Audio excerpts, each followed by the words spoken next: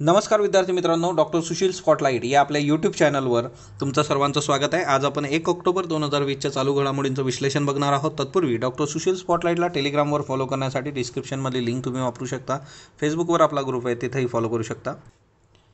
आजची जी पहिली न्यूज आहे आपली ती UPSC प्रिलिम संबंधित आहे आणि सर्वोच्च न्यायालयाने UPSC प्रिलिम्स पोस्टपोन करण्यासंबंधी नकार दिलेला आहे। काल ही याचिकेची सुनवाई होती आणि तिच्यामध्ये एक सर्वात महत्त्वाचा मुद्दा जो आहे की हे अपेक्षित होतं, ऑक्टोबर 4 हे काही पोस्टपोन होणं अपेक्षित नव्हतं। एक महिना आधीच त्यांनी हॉल तिकीट रिलीज करून हा एक मॅसेज स्ट्रॉंग दिला होता की ही एक्झाम होणार आहे आणि सर्व तयारी UPSCने केली होती। आता आपल्या बाजूनी जे आहे की तुम्ही 1-2 दिवस आपल्याकडे आहेत, निवांत राहा, है ना।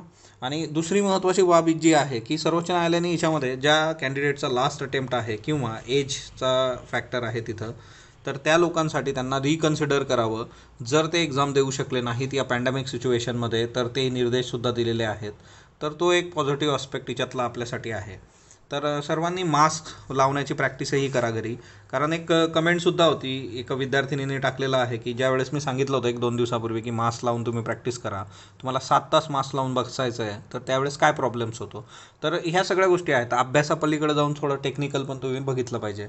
बाबरी मशीद प्रकरण जे आहे त्यासंबंधी 27 वर्षांनी CBIचं जे विशेष न्यायालय आहे त्यांनी निकाल दिलेला आहे आणि तिच्यामध्ये 32 आरोपींना पुराव्याअभावी निर्दोष ठरवलेला आहे।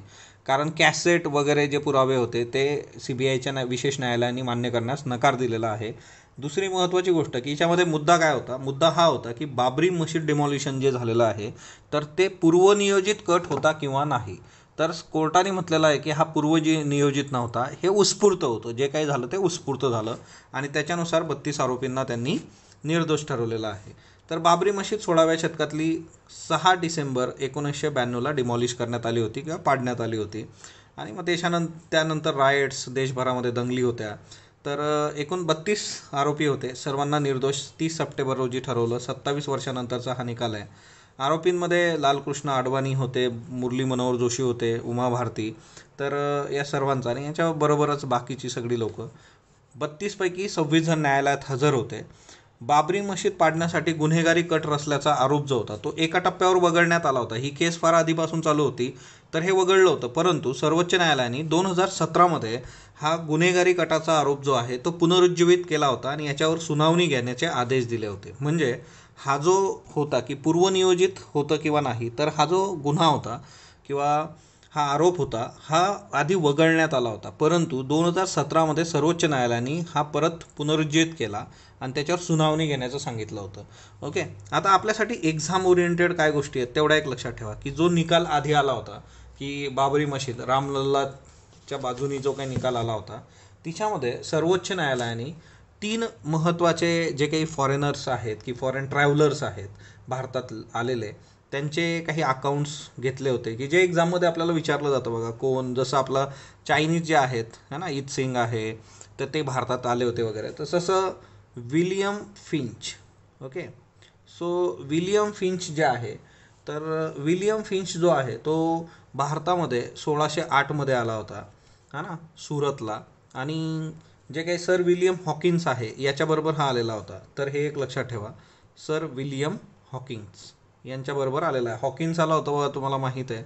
सो विलियम फिंच एक महत्त्वाचा होता आणि विलियम फिंचनी अयोध्येला भेटण्याचे रेफरन्सेस दिलेले आहेत 1608 ते 1611 या दरम्यान विलियम फिंच हा अयोध्येला त्यांनी भेट दिली होती आणि तिथं त्यांनी म्हटलेलं होतं की इथं कुठल्याही पद्धतीचं इस्लामिक ओरिजिन वगैरे तसं काही मला आढळलेलं नाही। तर हे विलियम फिंच म्हटलेलं आहे आणि त्याने हे केलं होतं की अयोध्येचा रेफरन्स आणि तो सगळा गोष्ट, म्हणजे आता तिथं इस्लामिक त्याला काही दिसलं नाही, हे विलियम फिंच सांगतो। दुसरा जो आहे याच्यामधला तो आहे रॉबर्ट मार्टिन, दुसरा लक्षात ठेवा, तो आहे रॉबर्ट मार्टिन। रॉबर्ट मार्टिनने काय सांगितलं होतं, तर रॉबर्ट मार्टिन हा कोलकातामध्ये काम करायचा आणि कोलकातामध्ये तो बेंगॉल हेराल्ड हे जो न्यूजपेपर आहे या बेंगॉल हेराल्डसाठी काम करत होता। तर याच्यामध्ये त्यांनी एक कॉलम्स लिहिले होते आणि त्या कॉलम्समध्ये म्हणजे त्या काळात हिस्ट्री, अँटिक्विटीज, टोपोग्राफी त्या संबंधीचे कॉलम्स, आणि तिच्यामध्ये त्यांनी राम आणि अयोध्या, ओके, तर याचे रेफरन्स दिलेले आहेत की अयोध्या जे आहे तर अयोध्यामध्ये लॉर्ड राम त्याचे रेफरन्सेस, प्लस की या याच्यामध्ये डिस्ट्रक्शन ऑफ टेम्पल्स आणि इरेक्शन ऑफ मॉस्क्यू म्हणजे मंदिर पाडून मशीद उभारण्याचे रेफरन्सेस रॉबर्ट मार्टिन देतो. तिसरा जो आहे याच्यातला तो आहे जोसेफ. हे तीनही नावं फार महत्त्वाचे आहे.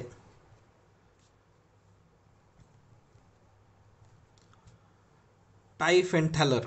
ओके, जोसेफ टायफेंटॅलर हा इटलीचा होता प्रवासी आणि यांनी जो रेफरन्स दिलेला आहे तो रेफरन्स म्हणजे काय की तो अयोध्येचे रेफरन्स जे काही आहेत त्यांनी जे काही भारतामध्ये व्हिजिट केलं होतं आणि हा 27 वर्ष भारतात होता आणि या 27 वर्षाच्या याच्यात डिस्क्रिप्शन हिस्ट्री जिओग्राफी डिनाले असं त्याचं वर्क आहे आणि त्याने तिच्यामध्ये रेफरन्सेस दिलेले आहेत अयोध्याचे. सो हे तीनही कॅन्डिडेट जे आहेत ते आपल्यासाठी खूप महत्त्वाचे आहेत, परीक्षेत विचारले जाऊ शकतात की हा ना यांच्या बेसिसवर यांचं जे वर्क आहे तोही एक सबळ पुरावा मानला गेला होता. William Finch, Robert Martin, Joseph Tieffenthaler. तर हे एक लक्षात ठेवा. यांनी अयोध्येचे रेफरन्सेस लॉर्ड राम आणि ते दिलेले आहेत. त्याच्यानंतर नेक्स्ट जे आहे आपलं आजचं तर ते म्हणजे आज 1 ऑक्टोबर जागतिक वृद्ध व्यक्ती दिवस आहे आज. तर 2020साठीचं संकल्पनासूत्र आहे pandemics do they change how we address age and ageing. हा ना, म्हणजे या पॅन्डेमिक सिच्युएशनमध्ये हे जे काही वयोवृद्ध लोक आहेत त्यांची चॅलेंजेस आहेत ते आपण कशा टॅकल करतो. 14 डिसेंबर 1990 संयुक्त राष्ट्राची जी आमसभा होती त्यांनी 1 ऑक्टोबर हा दिवस जागतिक वृद्ध दिवस म्हणून साजरा केला जाईल असं निर्णय घेतला होता. म्हणजे 1990मध्ये हा निर्णय झाला आणि त्याच्यानंतर दरवर्षी जागतिक वृद्ध दिवस 1 ऑक्टोबरला आपण साजरा करतो. याच्या संबंधीचं एक हे आहे कन्व्हेन्शन आहे ते म्हणजे Madrid international plan of action on ageing 2002. तर हे लक्षात ठेवा MCQसाठी. तर हे ना युनायटेड नेशनच्या वेबसाईटवरून घेतलेलं आहे की 2002मध्ये दुसरी जागतिक परिषद जी झाली होती वयोवृद्ध व्यक्तींसाठी तर 21 शतकातली आव्हानं 21वं शतक जे आहे तिच्यात त्यांच्यासाठीची जी आव्हानं आहेत किंवा वयोवृद्ध लोकांचा विकास आहे याकरता Madrid international plan of action on ageing 2002 पारित करण्यात आला होता. सो एवढं लक्षात ठेवा Madrid international plan of action हा कुणासाठी आहे, वयोवृद्ध लोकांसाठी. MCQला विचारलं जाऊ शकतं. त्याच्यानंतर आता हे बघा international day of older person. Delhi पोलीसचं हे एक पोस्टर आहे आजच्या याला की कंपॅशन. आता बघा हा जो शब्द आहे इथं कंपॅशन हा कशाशी निगडीत आहे. इथिक्सचा जो पेपर आहे आपला GS4 UPSC याच्यामध्ये हा खूप महत्त्वाचा आस्पेक्ट आहे की कंपॅशन. सिव्हिल सर्वंट जे असतात म्हणजे प्रशासकीय अधिकारी तर त्याच्यामध्ये कंपॅशन असणं फार गरजेचं आहे. कंपॅशन टुवर्ड्स वीकर सेक्शन जे काही दुर्बल घटक आहे आपल्या समाजाचे त्यांच्याप्रती तुमचा दयाभाव असणं अपेक्षित आहे. ही एक बेसिक क्वालिटी आहे सिव्हिल सर्वंटची. आता हीच गोष्ट तुम्हाला MPSC इंटरव्ह्यूमध्येही तुम्ही एक्सप्लेन करू शकता जर तुम्हाला त्या पद्धतीने प्रश्न आला तर. सो कंपॅशन फार महत्त्वाचं आहे दुर्बल घटकांप्रती. आणि मग याच्यामध्ये त्यांनी हे केलेलं आहे की सिनियर सिटीजनसाठीची हेल्पलाईन आहे दिल्लीची 1291. त्याच्यानंतर दिल्ली पोलीस सिनियर सिटीजनसाठीचं ॲप पण आहे की ॲप काढलेलं आहे. होम व्हिजिट आहे सिक्युरिटी करता, पोलीस व्हेरिफिकेशन आहे डोमेस्टिक हेल्प करता. सो बऱ्यापैकी ह्या गोष्टी त्यांनी केलेल्या आहेत दिल्लीमध्ये. तर कंपॅशन हा एक मुद्दा लक्षात ठेवा. आता याच्यामध्ये जे आहे की लिव्हिंग ओल्डर वुमन बिहाइंड. आता ह्या याच्यावर 1 ऑक्टोबरच्याच दिवशी यांनी जो फोकस आहे या आर्टिकलचा तो स्पेशली महिलांवर आहे, विशेषतः महिला. कारण तुम्ही जर बघितलं 1970चं जे दशक आहे की त्या दशकातली जी लग्न आहेत तर तिच्यामध्ये मोठ्या प्रमाणावर जो काही मुलगा आणि मुलगी आहे यांच्यामध्ये एज डिफरन्स खूप जास्त आहे. म्हणजे तुम्ही ते तुमच्या आजूबाजूला बघू शकता की आपले जे ग्रँड पॅरेंट्स आहेत तर त्यांच्यामध्ये मॅरेज करत असताना है ना महिला आणि पुरुष या दोघांमधला जो एज गॅप आहे तो खूप जास्त आहे. म्हणजे आता जर तुम्ही बघितलं की मोस्ट प्रॉब्ली एक 4-5-6 वर्षाचा गॅप तुम्ही बघू शकता. 7-8 वर्षापर्यंत पण आता बघायला मिळतो. पण लग्न करत असताना 1970च्या दशकामध्ये जवळपास 20-20, 22, 25 वर्षाचेही गॅप तुम्हाला दिसतील. आणि त्याच्यामुळे काय होतं की हजबंडची डेथ पटकन होऊन जाते. मग ती जी महिला आहे ती एकाकी राहणार, एकटी राहणार, मुलं दुसरीकडे निघून जाणार.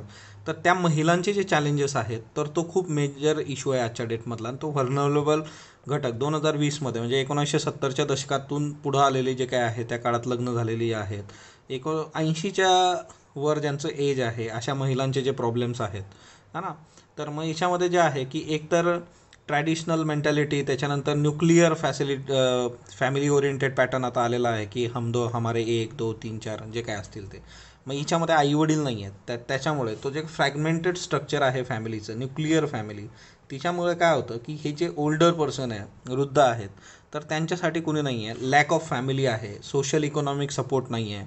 आणि त्याच्यामुळे ही जी लोकं आहेत की केअर गिव्हर आणि त्या सगळ्या गोष्टी इथं यांना मिळत नाहीत. तो सगळा मुद्दा तो आहे महिलांसंबंधीचा इथं.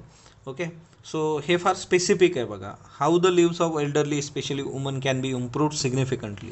म्हणजे हे इतकं टिपिकली विचारलेलं आहे. असा प्रश्न मेन्सला पण येऊ शकतो आणि टिपिकली महिलांबद्दल. आता हे 1 ऑक्टोबर आहे म्हणून हे आर्टिकल आहे, तर ते एक लक्षात ठेवा. इथं परत बघा यांनी मॅड्रिड इंटरनॅशनल प्लॅनचा उल्लेख केलेला आहे. त्याच्यानंतर दुसरं जे महत्त्वाचं आहे की 2030चा सस्टेनेबल डेव्हलपमेंटसाठीचा जो अजेंडा आहे आपला, त्या महत्त्वाच्या गोष्टी आहेत. तर एकंदर तुम्ही सुचवायचं आहे की या महिला ज्या आहेत, वयोवृद्ध महिला, त्यांचं लाईफ अजून चांगलं करण्यासाठी काय करू शकतो आपण. Ambedkar solar innovation incubation mission. Okay, so आता Ambedkar social innovation incubation mission. आता याच्यामध्ये काय आहे की जो SC शेड्यूल कास्ट यूथ आहे त्याला स्पेशली एंटरप्रेनरशिप म्हणजे उद्योजकतेसाठी प्रोत्साहन द्यायचं. त्यातल्या त्यात दिव्यांगांना विशेष प्रोत्साहन दिलं जाईल. तर हा खूप महत्त्वाचा मुद्दा आहे इथं, तर तो एक लक्षात ठेवा. कुठलाही प्रश्न विचारला गेल्यानंतर एखाद्या स्कीमबद्दल हे तुम्हाला टिपिकली विचारलं जातं. तर SC यूथ आणि त्यातल्या त्यात दिव्यांग. ओके, त्याच्यानंतर मग यांना काय केलं जाईल की बाबा सपोर्ट 1000 इनोव्हेशन आयडियाज. तुमच्याकडच्या ज्या इनोव्हेटिव्ह आयडियाज आहेत 1000 आयडियाजला सपोर्ट करणार टिल 2024 तो सपोर्ट असेल. आणि तिच्यामधून तुम्ही चांगलं वर्क करून टेक्नॉलॉजी बिझनेस तुम्ही सेटअप करा. डिपार्टमेंट ऑफ सायन्स अँड टेक्नॉलॉजीची ही स्कीम आहे, तर ते एक लक्षात ठेवा. तुम्हाला कुणाची स्कीम आहे ते माहीत पाहिजे. So it is all about department of science and technology, Ambedkar social innovation incubation mission. त्याच्यानंतर मग हिच्यामध्ये काय काय राहील, सपोर्ट करतील, प्रमोट करतील स्टार्टअप आयडियाजला जे आहे ते. आणि इन्सेंटिव्ह राहतील स्टुडंट्स विथ इनोव्हेटिव्ह माइंडसेट, त्यांना इन्सेंटिव्ह पण दिला जाईल, है ना, कॉन्फिडन्स बूस्ट केला जाईल. तर हे चांगली एक स्कीम आहे. ओके, ब्रह्मोस क्रूज क्षेपणास्त्राची यशस्वी चाचणी केलेली आहे 30 सप्टेंबर 2020. ओके, आता नेहमी या चाचण्या होत असतात. हिच्यात वैशिष्ट्य काय, तर हिच्यामध्ये स्वदेशी वैशिष्ट्य असलेल्या सुपरसॉनिक क्रूज क्षेपणास्त्राची भारताने, म्हणजे हिच्यामध्ये बरेचशी स्वदेशी वैशिष्ट्य आहेत, तर ती चाचणी केली. आणि ती आपल्यासाठी मग कशाकरता महत्त्वाची, आत्मनिर्भर भारतासाठी महत्त्वाची. मग हिच्यात असं काय होतं, तर स्वदेशी बूस्टर आहे, स्वदेशी एअरफ्रेम आहे, एअरफ्रेम सेक्शन जो आहे तो. तर हे इंडियामध्ये निर्माण झालेल्या उपकरणांसह ही चाचणी झालेली आहे. That's why it is important. आणि मग हिच्यामध्ये जमिनीवर मारा करणाऱ्या क्षेपणास्त्रांनी ओडिसावरचं जे बालासोर जवळचं ठिकाण आहे आपलं चाचणीसाठी, तर तिथून ती चाचणी झाली. आता एकंदर तुम्ही जर ब्रह्मोस बघितलं तर ब्रह्मोस इंडिया प्लस रशिया या दोघांचा संयुक्त प्रकल्प आहे. ब्रह्मपुत्रा आणि त्यांची मॉस्को नदी जी आहे तिच्यावरून हे ब्रह्मोस असं नाव दिलेलं आहे. त्याच्यानंतर हे 2 स्टेज मिसाईल आहे बघा. एक तर सुपरसोनिक आहे. सुपरसोनिक म्हणजे काय, तर सुपरसोनिक म्हणजे की जो काही साऊंड आहे त्याच्यापेक्षाही जास्तीचा वेग. ओके, दुसरी महत्त्वाची गोष्ट जी आहे की 2 स्टेज आहे. पहिली स्टेज जी आहे ती सॉलिड प्रोपलंटची असते, दुसरी जी असते ती लिक्विड प्रोपलंटची असते. हेही एकदा विचारून झालेलं आहे, स्टेजेस पण लक्षात ठेवा. सुपरसोनिक आहे. ओके, तर हे एक लक्षात असू द्या. त्याच्यानंतर नेक्स्ट वन, भारतीय स्त्री आणि पुरुषाचं आदर्श वजन किती असलं पाहिजे त्यासंबंधी काही चेंजेस करण्यात आलेलं आहे. आदर्श वजन म्हणजे आयडियल वेट. ओके, आता आयडियल वेट जे आहे ते नव्याने ठरवलेलं आहे यांनी. ICMRची जी NIN म्हणजेच राष्ट्रीय पोषण संस्था, नॅशनल न्यूट्रिशन इन्स्टिट्यूट जी आहे, तर राष्ट्रीय पोषण संस्थेद्वारे हे आयडियल वजनं ठरवण्यात आलेली आहे अकॉर्डिंग टू द एज. आता काय आहे याच्यामध्ये, आता हे नव्याने 2020चे जे आहेत आणि याच्या आधीचा निकष काय होता ते बघूया. आपण एजच्या बाबतीमध्ये आधी 20 ते 39 होतं, आता यांनी 19 ते 39 केलं आहे, म्हणजे इथं 1 वर्षाने कमी केलेलं आहे. हा एक डिफरन्स आहे. स्त्रीचं जे वजन होतं आधी आयडियल 50, म्हणजे हा जो 20 ते 39 वर्ष वयोगटाचा कॉलम होता त्याच्यात 50 किलो ओके आहे. 19 ते 39 जे आहे तिच्यामध्ये आता 55 किलो म्हणजे +5 करण्यात आलेलं आहे. पुरुषाच्या वजनात पण +5 सेम आहे. इथं एज ग्रुप जो आहे 19 to 39 इयर्स, आधी 60 किलो होतं, आता 65 किलो. याच्यासाठी जे सोर्सेस आहेत ते म्हणजे कुटुंब आरोग्य सर्वेक्षण जे आहे 4चं, त्याच्यानंतर चौथं म्हणजे नॅशनल जो काही फॅमिली हेल्थ सर्वे 4 आहे. त्याच्यानंतर नॅशनल न्यूट्रिशनल मॉनिटरिंग ब्युरो आहे 2015-16. WHO आहे, इंडियन अकॅडमी ऑफ पेडियाट्रिक्स 2015 आहे. तर ह्या सगळ्या जे काही मुद्दे आहेत तर ते तिच्यामध्ये एवढं लक्षात ठेवा की जे काही आयडियल वेट आहे, आता हे बऱ्याच वर्षानंतर त्यांनी रिवाईज केलेलं आहे, दॅट्स वाय थोडं लक्षात ठेवा की 55 किलो 65 किलो. ओके. आणि 19 ते 39 वयोगट. त्याच्यानंतर नेक्स्ट वन जे आहे 2 ऑक्टोबर ते 8 ऑक्टोबर भारतीय वन्यजीव सप्ताह असतो बघा. 2 ऑक्टोबर ते 8 ऑक्टोबर म्हणजे उद्यापासून हा वन्यजीव सप्ताह जो आहे तो सुरू होईल. नॅशनल बोर्ड ऑफ वाईल्ड लाईफतर्फे 1954 पासून हा साजरा केला जातो. 2020 हे 66वं वर्ष आहे याचं. 2011 पासून याला थीम पण असते, म्हणजे संकल्पना सूत्र 2011 पासून, आधी नव्हतं, 2011 पासून आहे. 20चं संकल्पना सूत्र आहे sustaining all life on earth, पृथ्वीवरील सर्व सजीव टिकवणे. ओके. आणि याच्यामध्ये जे आहे की national board of wild life, तर हे काय आहे हेही बघूयात. National board of wild life जे आहे वन्यजीव संरक्षण कायदा 1972 अंतर्गत याची स्थापना आहे. अध्यक्ष जे आहेत ते पंतप्रधान आहेत. उद्देश काय याचा, केंद्र सरकारला वन्यजीव संवर्धनाबद्दल धोरणं आखण्यासाठी आणि कार्यक्रम आखण्यासाठी सल्ला देणे. आणि याचं स्वरूप पण सल्लागार असंच आहे. याचे कुठलेही सल्ले असतील किंवा शिफारसी असतील त्या केंद्र सरकारवर बंधनकारक नाही. National board of wild life, तर हा एक खूप महत्त्वाचा मुद्दा आहे नॅशनल बोर्ड ऑफ वाईल्ड लाईफचा, तर हा एक लक्षात ठेवा. त्याच्यानंतर नेक्स्ट वन महाराष्ट्र जे आहे तर महाराष्ट्राने कृषी कायद्यांच्या अंमलबजावणीसाठी स्थगिती दिलेली आहे. ओके. सो काँग्रेसचा याला विरोध होता महाआघाडी सरकारमध्ये, तर जे आता पारित झालेले कायदे आहेत तर त्याला राज्याने स्थगिती दिली आहे. बघूया त्या काळात काय होतं. त्याच्यानंतर भरतपूर जे आहे राजस्थानमधलं तो पहिला जिल्हा ठरलेला आहे जिथं निओनेटल रेस्पिरेटर मशीन्स आलेल्या आहेत हॉस्पिटल्समध्ये, सर्व हॉस्पिटल्समध्ये, including primary and community health services. Okay. म्हणजे बघा हे राजस्थानमधला हा पहिला जिल्हा आहे, भारतातला वगैरे असा कुठलाही क्लेम नाही, तर ते लक्षात ठेवा. मग आता हे काय असतं की रेस्पिरेटर मशीन्स जे काय असतात, म्हणजे बऱ्याचदा जन्मानंतर जे काय असतं की गोल्डन फर्स्ट मिनिट ज्याला म्हटलं जातं डिलिव्हरीनंतर, तर ॲस्पिरेट वगैरे रिसक्शनेट करण्यासाठी ह्या मशीनची गरज आहे. ओके. तर त्या सगळ्या ज्या गोष्टी आहेत तर ते एक थोडंसं लहान मुलांसाठी. त्याच्यानंतर जमताळा माहीत असेल तुम्हाला, तर एक मायनरला पोलिसांनी पकडलेला आहे दिल्लीमध्ये. दिल्लीतल्या एका व्यक्तीला चीट करण्यासाठी. त्यांनी हे जे कॉल येत असतात, तुम्ही सोशल मीडियावर बघितलं असेल किंवा कधी तुम्हाला कॉल आला असेल की तुमचं बँकेचे डिटेल्स द्या, KYC करायचं, वेगवेगळ्या पद्धतीने ते माहिती काढून घेण्याचा प्रयत्न करतात, अकाउंटमधून माहिती काढून घेतात. तर जमतारा हे ठिकाण जे आहे ते याच्यासाठी फेमस आहे आणि इथं मोठ्या प्रमाणावर हेच काम चालतं, चीट करणं लोकांना फोन करून. आणि त्याच्यामध्ये मग सिम कार्डचे पण डुप्लिकेट घेतले जातात, कॉपी केलं जातं सिम कार्ड वगैरे, नंबर ऑफ गोष्टी ज्या आहेत. म्हणजे आता जे फायनान्शियल म्हणजे जसं जसं टेक्नॉलॉजी अपग्रेड होतं आहे तसं तसं त्याचं गुन्ह्यांचं स्वरूप पण बदलत जातं आहे. सो जमतारा जे आहे तर ते त्याच्यासाठी फेमस आहे बघा, जमतारा सेकंड. आणि या जमतारावर आहे ना वेब सिरीज पण आलेली आहे. ओके. तुम्ही जर बघितली नसेल तर एक्झाम झाल्यावर बघा निवांत आपलं. त्याच्यानंतर हे डोनाल्ड ट्रम्प जे आहेत तर त्यांनी न्यायाधीश निवडीचा अधिकार विद्यमान अध्यक्षांनाच आहे. ट्रम्प यांनी म्हटलं आहे. भारतामध्ये कसा न्यायाधीश निवडला जातो तर आपल्याकडे कोलिजियम सिस्टीम आहे बघा, है ना. फर्स्ट जज केस, सेकंड जज केस, थर्ड जज केस, फोर्थ जज केस, है ना. कोलिजियम सिस्टीम की जो chief justice of India plus 4 senior most जजेस, तर ते एक लक्षात ठेवा. इकडं जे आहे ट्रम्प यांच्याकडं तर ते अध्यक्ष निवडणार नाही, चांगली बाब नाही आहे. संरक्षण सामुग्री खरेदीतील ऑफसेट धोरण रद्द करण्यात आलेलं आहे. बरोबर. ऑफसेट धोरणात आपण ज्या देशाकडून संरक्षण सामुग्री घेतो त्या देशात भारताला संरक्षण क्षेत्रात गुंतवणूक करणं अपेक्षित आहे, तसं नाही आहे. त्या देशाने भारतात गुंतवणूक करणं अपेक्षित आहे. सेकंड स्टेटमेंट चुकीचं आहे, फक्त अयोग्य. गानसम्राज्ञी लता मंगेशकर पुरस्कार कुणाला मिळालेला आहे? उषा मंगेशकर, है ना. त्याच्यानंतर मास्टर दीनानाथ मंगेशकर शासकीय संगीत महाविद्यालय कोणत्या शहरात स्थापन केलं जाणार आहे? मुंबई. टॉमी अटकिन खालीलपैकी कोणत्या फळाची प्रजाती आहे? आंबा. पूर्वोदय योजना कशाशी संबंधित आहे? स्टील. आजचे प्रश्न घ्या, एसे घ्या, MPSC UPSC करता बघा.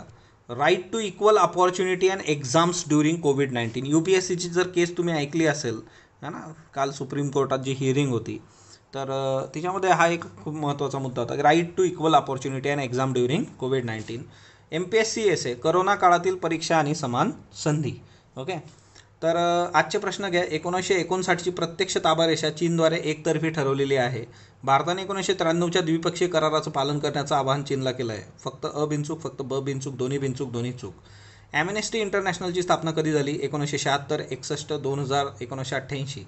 शेखर कपूर यांच्याबद्दल बिनचूक विधान निवडा. बँडिट क्वीन चित्रपटाच्या दिग्दर्शनाकरता राष्ट्रीय पुरस्कार मिळाला.